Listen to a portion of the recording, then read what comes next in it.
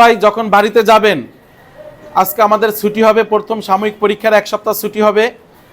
হ্যাঁ, 1 সপ্তাহ বন্ধ থাকবে। 1 সপ্তাহ বন্ধে আপনারা কেউ রাস্তাঘাটে ঘোরাফেরা করবেন না। আপনারা কেউ খারাপ আচরণ, গালিগালাজ কারোর সঙ্গে করবেন না। সুন্দর ব্যবহার করবেন, মা বাবাকে সালাম দিবেন। এবং কেউ টিভি দেখবেন না, মোবাইল দেখবেন না, হ্যাঁ, কার্টুনগুলো দেখবেন না। যদিও দেখেন, আপনারা মাহফিল অথবা গজলগুলো আপনারা দেখবেন, ঠিক আছে ইনশাল্লাহ। আপনারা এই 1 সপ্তাহ থাকবেন না। আমার খুব কষ্ট হবে যাতে আমি আসলে আপনাদেরকে দেখতাম, এখন আপনারা আসবেন না, আপনাদেরকে দেখতে পারবো না, আমার খুব কষ্ট হবে, ঠিক আছে। এই জন্য আপনারা সবাই ইনশাল্লাহ, মাদ্রাসা খোলাতে হবে শনিবারে 26 তারিখ। আমরা ইনশাল্লাহ কেউ অনুপস্থিত না থাকি। আমরা সবাই ইনশাল্লাহ শনিবার সকাল 8টার সময় আমরা মাদ্রাসায় চলে আসব। পারবো তো ইনশাল্লাহ?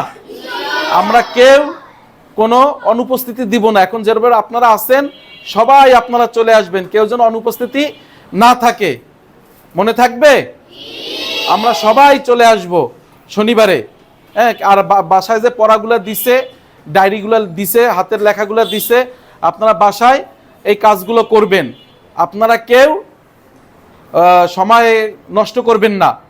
4-5 ঘন্টা যেমন মাদ্রাসায় পড়তেন, এই 4-5 ঘন্টা আবার বাসায় যে ঠিক মতো আপনাদের 4-5 ঘন্টা পড়তে হবে। কথা বুঝছেন সবাই? 4-5 ঘন্টা পড়বেন। তারপরে সময় পেলে আসরের পরে একটু হালকা খেলাধুলা করলেন। তা বাসার আশপাশে কোনো ড্রেন, কোনো গাড়ি ঘোড়ার বিপদ থেকে আল্লাহ যেন আপনাদের হেফাজত করুক। আর বাসার আশপাশে খেলাধুলা করবেন। হ্যাঁ, যদি কারো বাসার ভিতরে বড় জায়গা থাকে, ভাই বোনের সাথে ওই বাসায় খেলাধুলা করবেন। কেউ কোনো রাস্তায় বেরোবেন না, বুঝছেন সবাই?